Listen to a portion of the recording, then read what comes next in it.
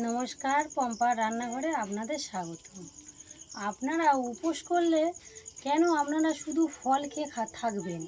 তাই বলছি, আপনারা সুজি যদি এইভাবে আপনারা তৈরি করে খান, আপনাদের পেটটাও ভরবে, আপনাদের ভালোও লাগবে, আর বাচ্চারাও টিফিনে এই সুজির ক্ষীরটা নিয়ে যেতে পারবে।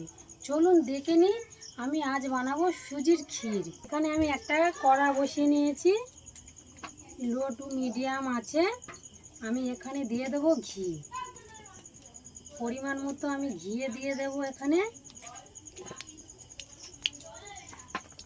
আমি এখানে দিয়ে দেবো কাজু কিশমিশ। কাজু কিশমিশটা ভেজে নেব।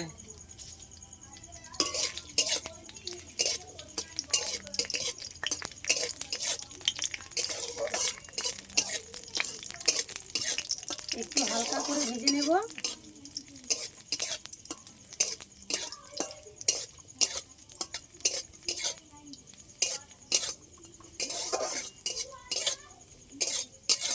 কাজু কিশমিশ আমার ভাজা হয়ে গেছে, দেখুন হালকা লাল লাল হয়ে গেছে।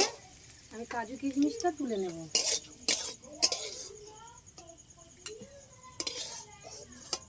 এখানে দেখুন আমি এক বাটি সুজি নিয়েছি। সুজিটা একটু লাল লাল করে ভেজে নেব।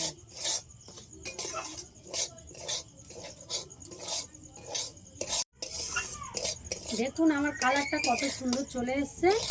কালারটা দেখুন। আমি এখানে দিয়ে দেবো দুধ। আমি দুধটা আগে থেকে গরম করে রেখেছিলাম, আমি দুধটা সম্পূর্ণ দিয়ে দেবো।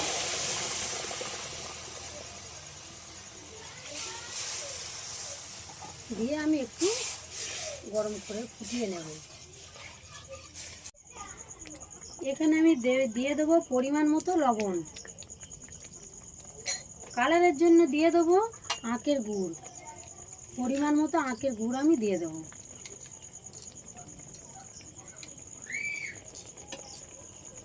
দিয়ে আমি মিক্স করে নেব।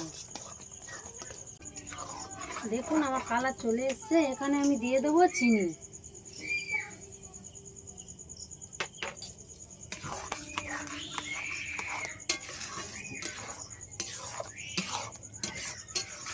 চিনিটা দিয়ে এইভাবে আপনারা নেড়ে দেবেন, ঘেটে ঘেটে দেবেন। এখানে ভেজে রাখা কাজু কিশমিশ আমি কটা দিয়ে দেবো এখানে। দেখুন এগুলো আমি রেখে দেবো, আমার লাগবে কাজে। আমার সুজির ক্ষীর রেডি হয়ে গেছে, আমি এবার ঢেলে নেব। কতটা সুন্দর দেখতে হয়েছে দেখুন বন্ধুরা। শুধু সুজির ক্ষীরটা আপনারা উপোস করলে বাড়িতে এইভাবে বানিয়ে খাবেন। এই সুজির ক্ষীর রেসিপিটা আপনারা বাড়িতে উপোসের সময় বানিয়ে খাবেন বন্ধুরা। আপনাদের পেটও ভরবে, আপনাদের অতটা কষ্টও হবে না। এই রেসিপিটা ভালো লাগলে লাইক, কমেন্ট, শেয়ার, সাবস্ক্রাইব করে দেবেন। ধন্যবাদ।